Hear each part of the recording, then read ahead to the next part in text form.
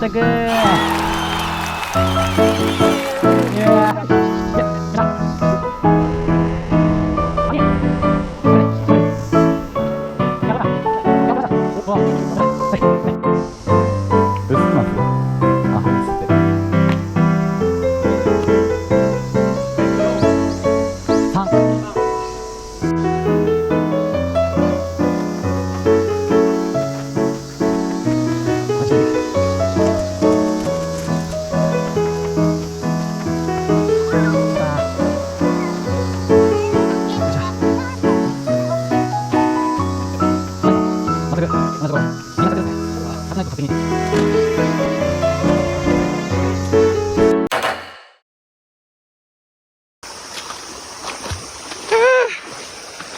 皆さんこんばんは。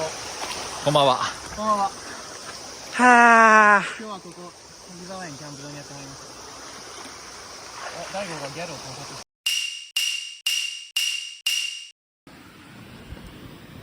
そうですね。確かに今僕はとても楽しいです。満ち足りていると言っても過言ではないでしょう。でも本当にそれでいいんでしょうか。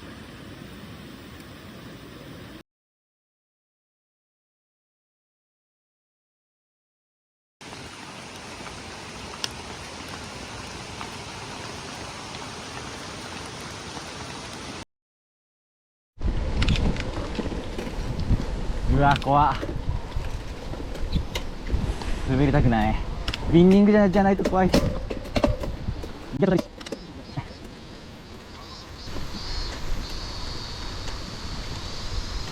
ああ、そっち行くの。そっち行くの。ちょっと待って。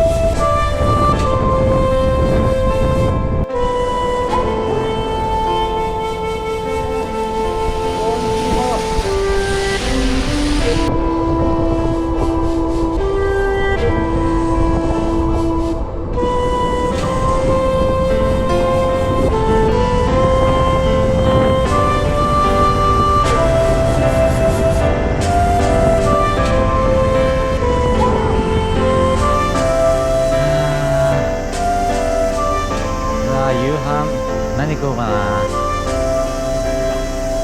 めっちゃいいピザ。